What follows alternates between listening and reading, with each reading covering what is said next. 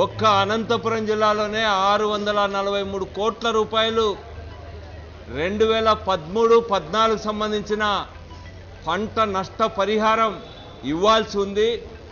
ఈ నష్ట పరిహారం వారంలోగా ఇస్తామని చెప్పి ప్రభుత్వం మాటలు చెప్తా వచ్చింది.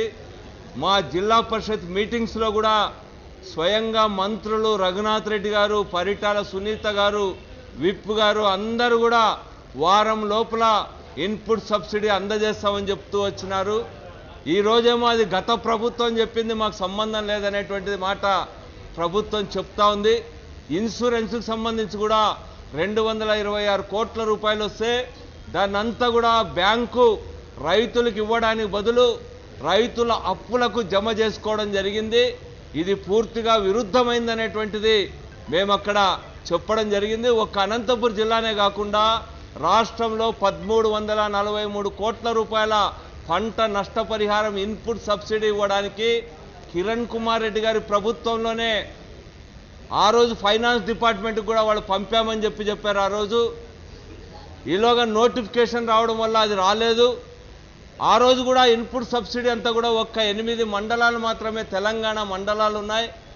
400 మండలాలు పైలాన్ తుఫాను, లెహర్ తుఫాను, మరో తుఫాను పేరు మీద 440 మండలాలను తుఫాన్ ప్రభావిత మండలాలుగా ప్రకటిస్తే అప్పటి ప్రభుత్వం అవన్నీ కూడా కోస్తా జిల్లాలకు సంబంధించిన మండలాలు, అదేవిధంగా రాయలసీమ జిల్లాలకు సంబంధించిన అన్ని మండలాలలో కూడా పంట నష్ట పరిహారం జరిగింది, ఇన్పుట్ సబ్సిడీ ఇస్తామని చెప్పారు.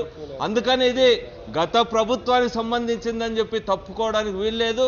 ఇది ఒక చెడ్డ సాంప్రదాయం, దుష్ట సాంప్రదాయం అనేటువంటిది మేము అక్కడ ప్రభుత్వం దృష్టికి తీసుకురావడం జరిగింది. ఈరోజు సిగ్గు విడిచి ఈరోజు అధికార పార్టీకి సంబంధించిన శాసనసభ్యులు వాళ్ళ రైతులకు వ్యతిరేకంగా ఈరోజు జగన్ గారు లేచినప్పుడు లేచి నిలబడతా ఉన్నారు. మేము వాళ్ళు ఒక్కటే అడుగుతా ఉన్నా, మీ మండల రైతులకు, మీ నియోజకవర్గాల రైతులకు పంట నష్ట పరిహారం ప్రభుత్వం చెల్లించవద్దని మీరు చెప్తున్నారా అని చెప్పి నేను అడుగుతా ఉన్నా. అదేవిధంగా మంత్రి గారిని స్పష్టంగా మేము ఇవ్వము ఇన్పుట్ సబ్సిడీ అనేటువంటిది ఈరోజు సమాధానంలో చెప్పినట్టుగానే బహిరంగ మేము ఒకటే కోరుకుంటున్నాం. 2013-14 సంబంధించిన ఇన్పుట్ సబ్సిడీ దాదాపు 674 కోట్ల రూపాయలు చెల్లించాలని చెప్పి దాదాపు సంవత్సరం నుండి రైతులు ఎదురు చూస్తున్నారు. ప్రతిరోజు మనం పేపర్ల పత్రికలు చూస్తున్నాం. ఈరోజు పేపర్లో చూస్తే ఈ పరిహాసం ఎన్కెన్నాళ్ళు అని చెప్పి వచ్చింది. దసరా అన్నారు, దీపావళి అన్నారు, సంక్రాంతి అన్నారు, శివరాత్రి కూడా అయిపోయింది. ఎప్పుడు చెల్లిస్తారని చెప్పి రైతులు ఎదురు చూస్తున్నారు. కాబట్టి మేము ఈ దీనిపైన ఒక స్పష్టత ఇవ్వండి. కేంద్రం నుండి ఏదైతే 60% నిధులు వస్తాయో 40% మీరు జమ చేసి ఎందుకు రైతులకు ఆదుకోలేకపోతున్నారు? రుణమాఫీ పేరుతో రైతులను నట్టేయడం ఉంచారు. అసెంబ్లీలో ఈరోజు మరి ఏం జరిగిందో ఒకసారి పరిశీలిస్తే, నిన్న ఉదయమే ముఖ్యమంత్రి గారు మీటింగ్ పెట్టి మీరు ప్రతిపక్ష పార్టీని ఎదుర్కోలేకపోతున్నారు, అందువల్ల మీరందరూ గట్టిగా ప్రిపేర్ అవ్వాలని స్వయంగా ఆయనే మంత్రులను పిలిచి మాట్లాడటం జరిగింది. ఈ కథనాలు మీడియాలో కూడా చూసాం.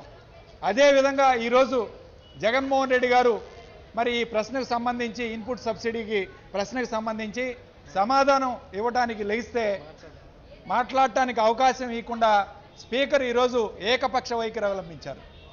మరి నిన్న గృహ నిర్మాణం గురించి ప్రశ్న వస్తే దానికి మేము వాకౌట్ చేస్తే దాదాపు అరగంట సేపు పాటు తెలుగుదేశం నాయకులు ప్రతి ఒక్కరి చేత కూడా ఎమ్మెల్యేల చేత మాట్లాడించడం జరిగింది.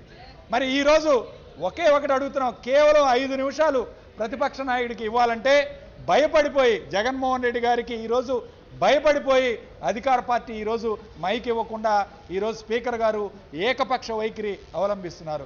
దీన్ని మేము వైఎస్ఆర్ కాంగ్రెస్ పార్టీ తరఫున తీవ్రంగా ఖండిస్తున్నాం. ఏదైతే రైతుల సమస్యలు ఉందో రైతుల సమస్యల మీద మాట్లాడటానికి తప్పకుండా ప్రతిపక్ష నాయకుడైన జగన్మోహన్ రెడ్డి గారికి అవకాశం ఇవ్వాలి.